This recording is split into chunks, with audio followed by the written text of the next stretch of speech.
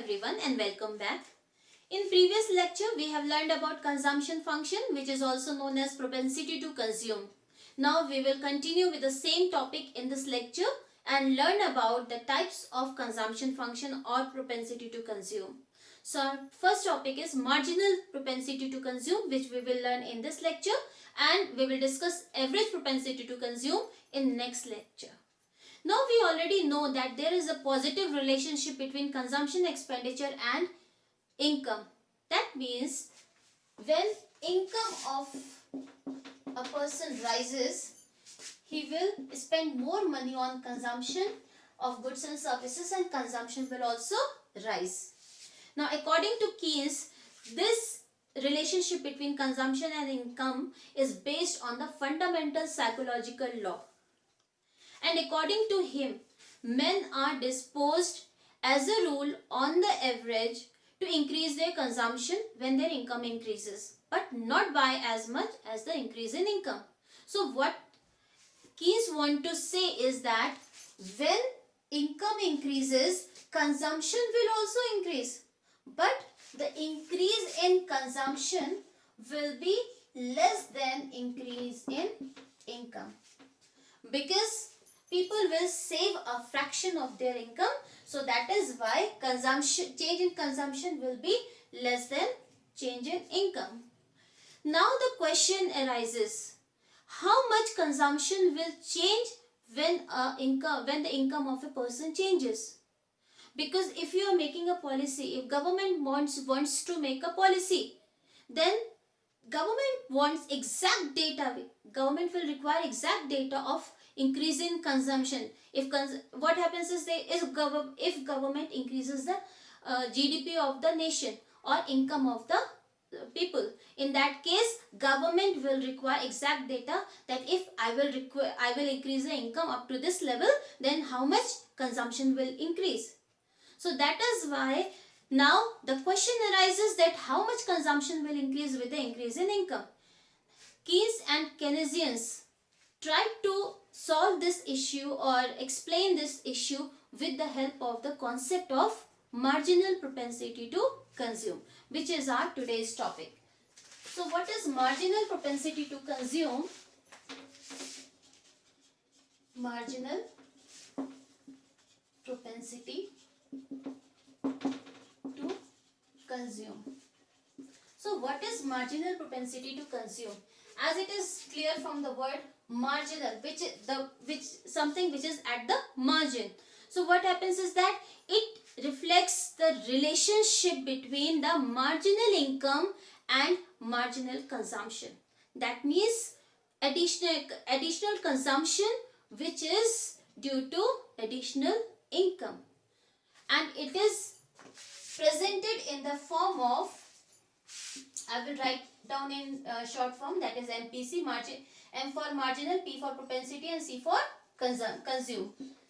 Marginal propensity to consume is presented in the form of the ratio of change in consumption to change in income. So it can be written as MPC is equal to delta C. Delta signifies change and delta C means change in consumption, and delta Y means change in income. So what does it show?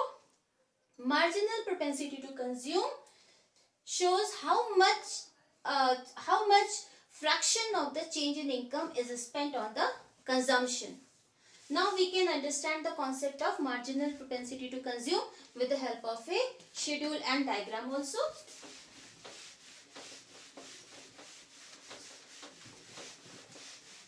Now, marginal propensity to consume is delta C upon delta Y. That means the fraction of income which is spent on consumption.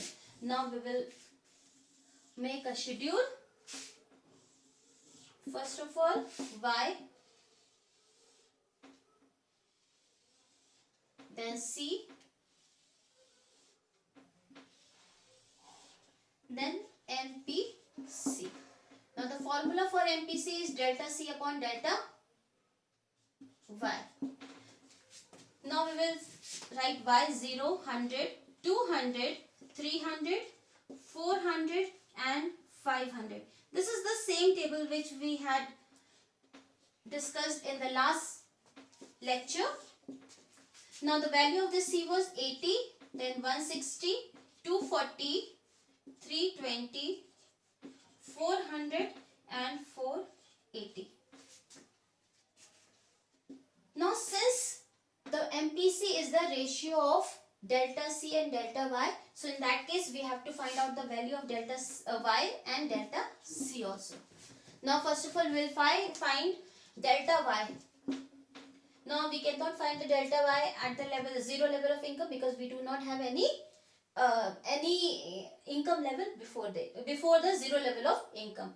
Now to find the change, what will happen? Suppose this is Y1 and this is Y0. To find a change or delta Y, we will subtract Y0 from Y1. That is 100 minus 0, which is 100. Then Y2 minus Y1, that is 200 minus 100 is equal to 100. 300 minus 200 is equal to 100. 400 minus 300 is equal to 100, and this is also 100.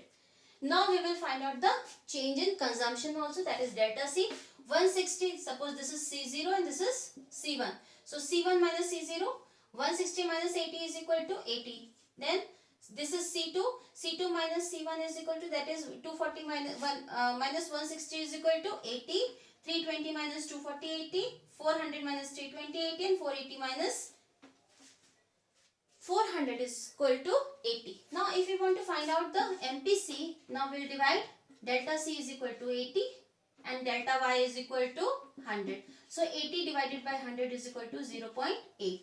Since the value of delta C and delta Y is same at all the level of incomes, so we will just copy the values 0.8. It will, MPC will be constant and it will be same at all income levels. So we can present this table or this schedule in the form of a diagram also. So first of all we will just recap the table. Now you will make two additional columns. One is Y, then delta Y, C, delta C, then MPC, delta C upon delta Y. Now we will try to present this MPC using a diagram also. This is y-axis, this is point of origin, this is x. On y-axis, we will measure consumption, that is C. And on x-axis, we will measure income, denoted by Y. Now, draw a consumption curve. Since this is a linear consumption curve, so we will draw a straight line. Now, what does MPC show? MPC show the fraction of income which is spent on consumption. So what does it show? It is reflecting a change in consumption and change in income. So suppose there is a point on A. At point A, the income is Y1. Now suppose the income increases to Y2.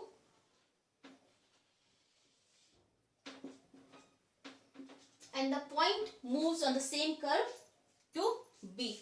Now what will happen? When there is an increase in income, the consumption will also increase. So how much consumption has been increased? Now we will extend this line. Suppose this is C1. C1 is the consumption. OC1 is the consumption at the level of OY1 income. Now when income rises from OY1 to OY2, then the consumption will also increase to OC2. So MPC shows that how much consumption has been changed due to the change in income. So we can BC, which is parallel to the y-axis, the axis which is on which consumption is presented. So what will happen? This is delta C, that is change in consumption. Now what is AC? AC is parallel to the x-axis where income is measured. So it will reflect change in income. So what is MPC on this graph? MPC is equal to delta C upon delta Y. Now what is delta C? BC is the delta C. We can write it as BC. And what is delta Y? It is AC. So MPC can be shown on this graph by using this fraction. Now we can, another way, this is C1, C2 is also delta C. This is also showing change in consumption, and Y1 and Y2 is also showing change in income. So we can write in the form also, that is C1, C2 divided by Y1, Y2. In this way, we can present MPC on a linear consumption curve. So which curve is this? This is consumption curve. And MPC is the slope of this curve. Now we'll discuss how is it presenting the slope. Higher the value of MPC. Suppose MPC is equal to 0.9. That means we are spending a larger fraction of our change in income. So when MPC will be high, in that case the slope of the consumption curve will also be high. And what is the slope? Slope means if you are putting something on the top of the slope, the object will roll down fast. Now if the slope is less, then object will roll down with lesser speed, and if slope is 0, then object will not roll on the slope. Now what will happen? Here the slope is large because MPC is higher. Suppose I will name it as MPC 0. It is not the value of this MPC, I just named it as 0, or I can write it as MPC of A. Now suppose I draw another curve, CC, this is MPC B. Now the slope of this curve is lesser than the slope of curve where MPC A is there.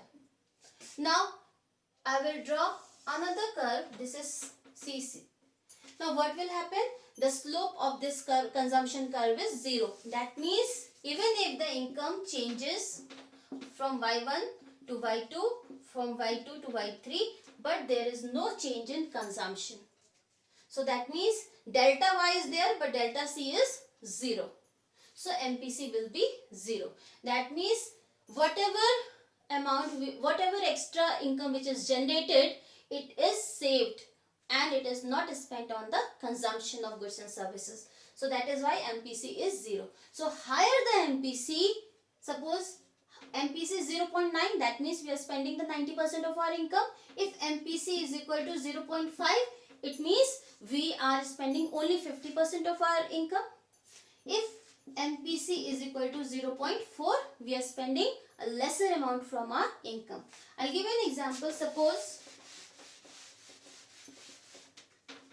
my income is rupees 1000 rupees. Suppose this is why I am spending rupees 800.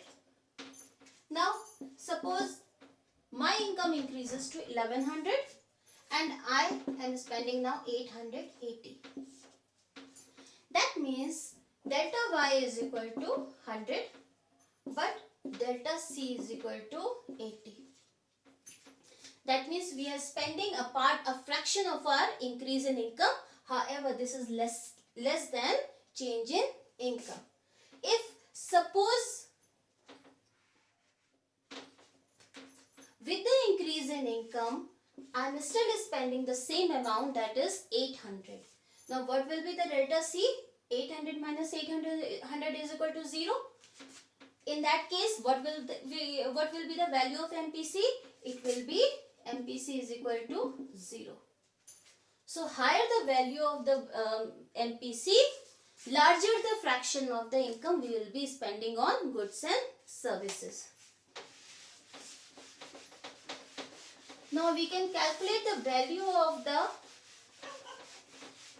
MPC using differentiation also. For differentiating, in that case MPC is equal to dC upon dy. That means we will differentiate consumption with respect to y. We will solve one example using differentiation also for MPC. Now we will discuss some features of MPC. First of all, the value of MPC lies between 0 and 1. What does it mean? That means the minimum value of MPC is 0 and maximum value of MPC can be 1. Now see how. This is the first feature. Now what is MPC? MPC is the fraction of income which we spend on consumption. Now what will happen? Suppose, in fact, fraction of change in income. Now first situation is MPC is equal to 1. So when will be MPC is equal to 1? The formula for MPC is equal to delta C upon delta Y. Now MPC will be equal to 1 when the value of numerator will be equal to the value of denominator. That means when delta C is equal to delta Y. Suppose the value of delta C is equal to 100 and delta Y is equal to 100, then we cancel out and we'll get the answer as 1. So MPC will be 1 when delta C, that means change in consumption, will be equal to change in income.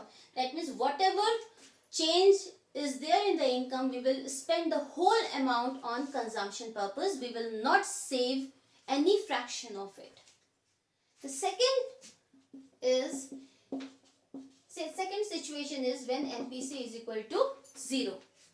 So MPC will be 0 only when the numerator is 0. That means when delta C is 0, then only MPC could be 0. Suppose delta Y could be 100 and delta C is 0. In that case, value will be 0. When will it happen? When delta C is equal to 0.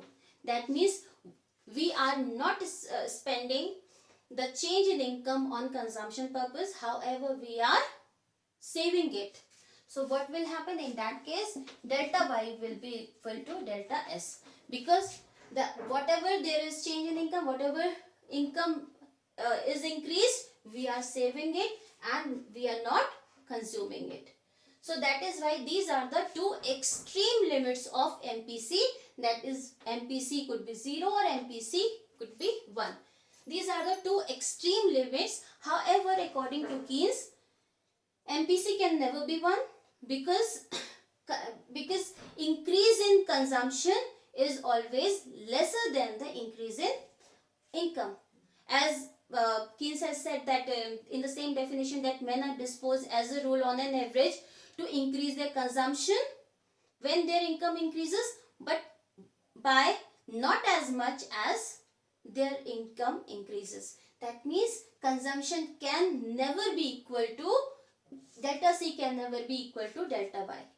In the same way, men will increase their income, increase their consumption when their income increases. So it can never be equal to, delta C can never be equal to delta 0. However, these are the maximum limits. The second feature of MPC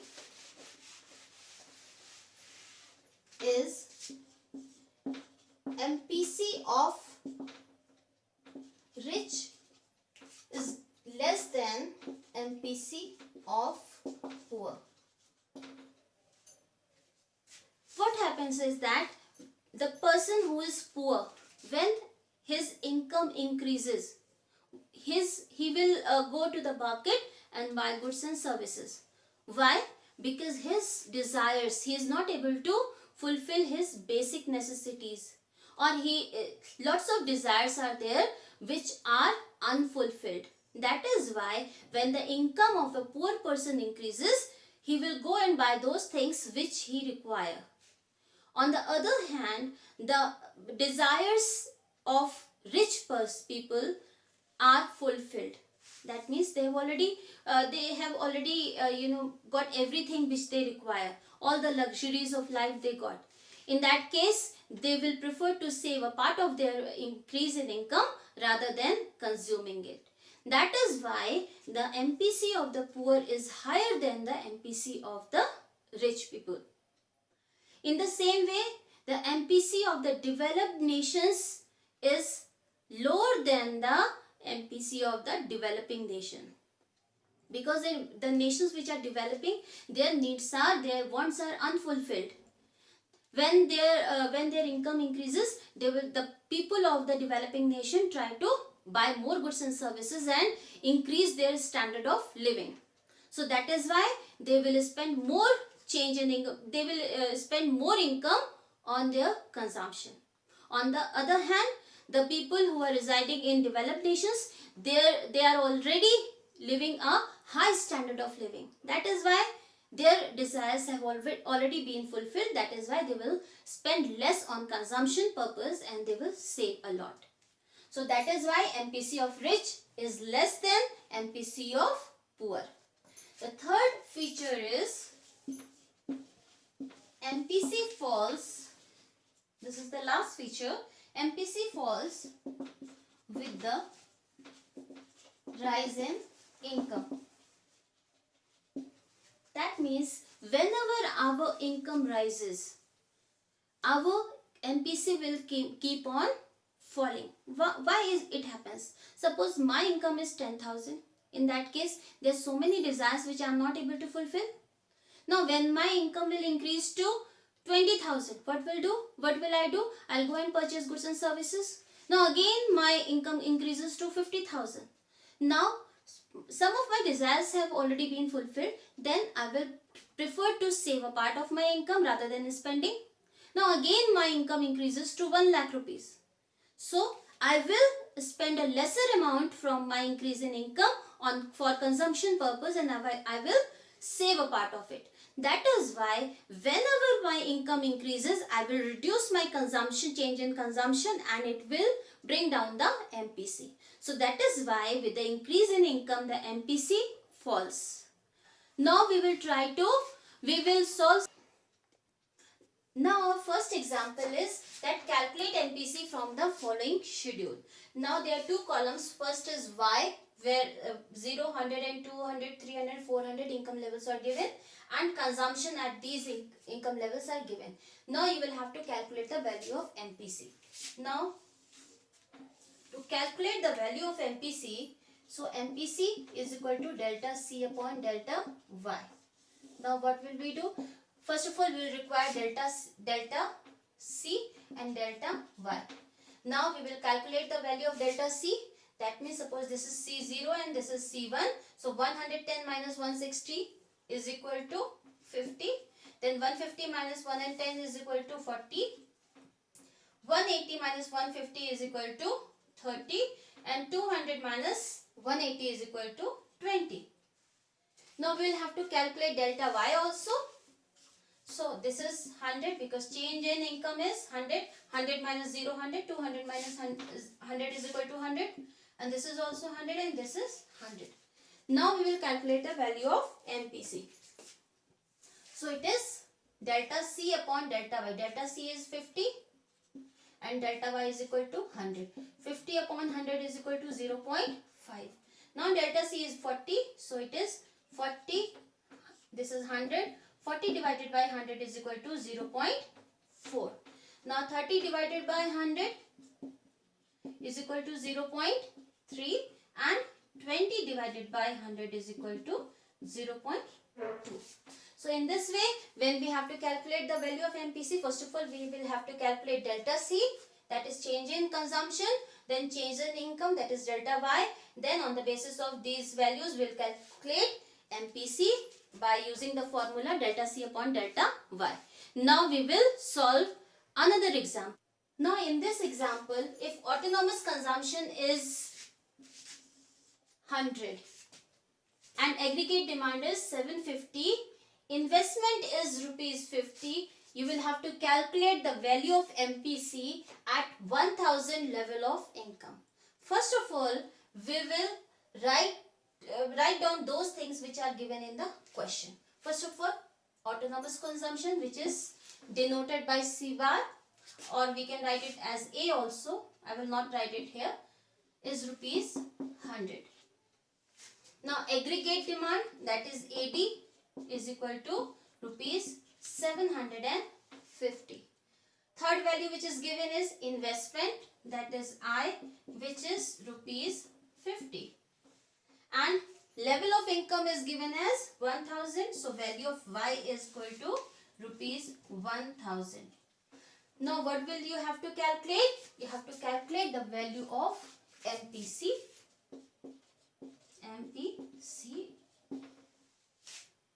Now we already know that AD is equal to, that is aggregate demand, is equal to C plus I.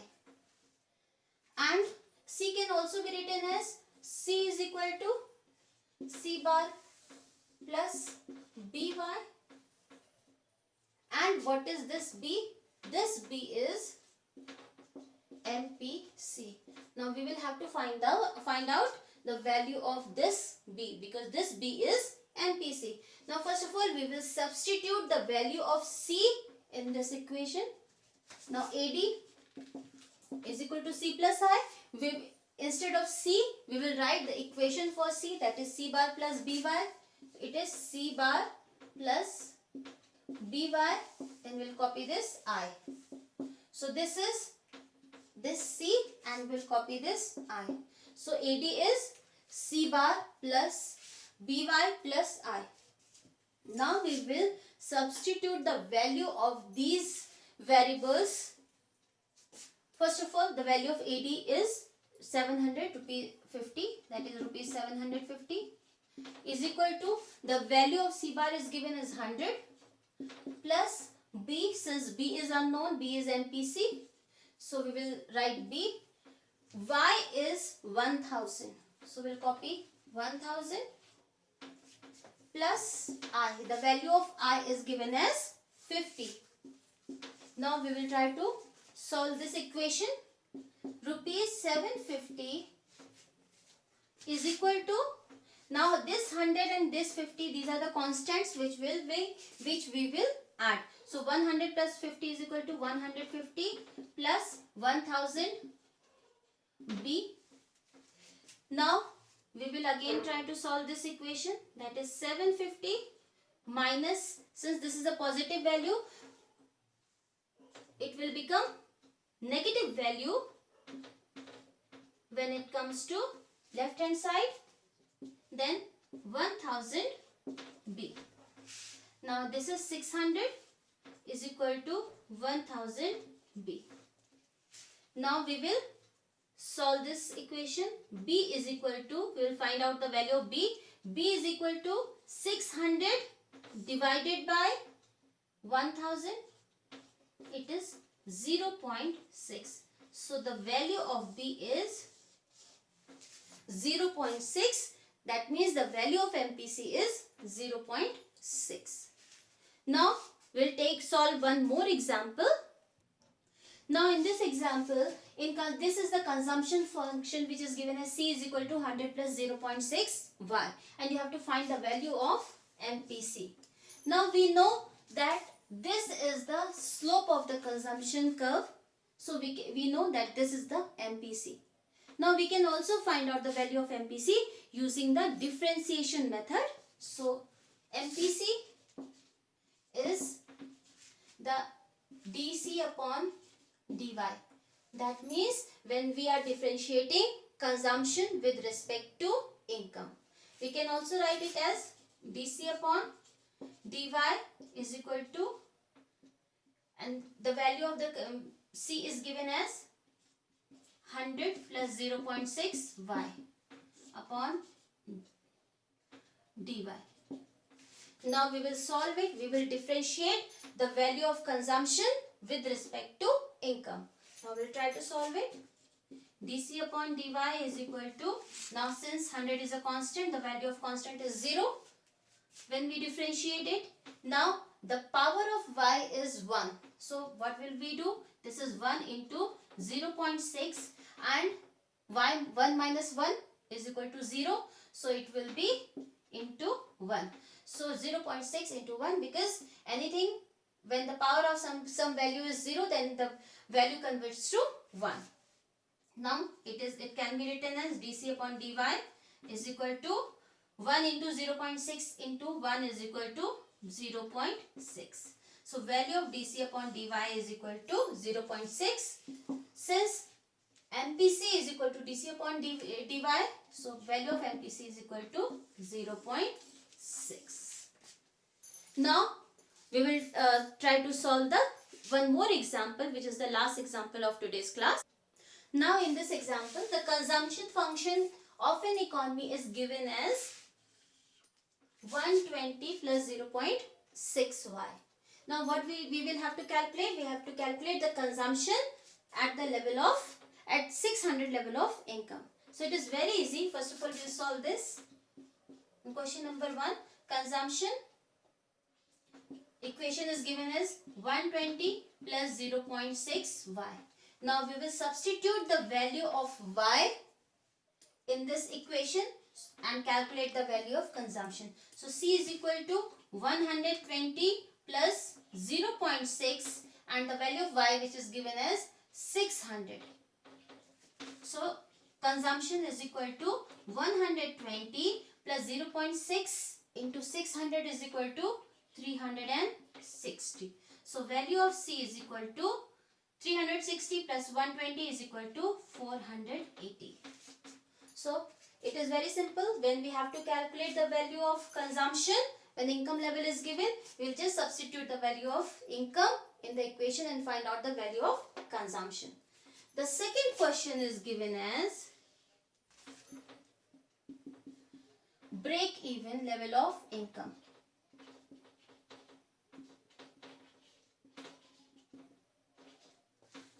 We already, though we have discussed in previous lecture, that at break-even level of income, consumption is equal to income.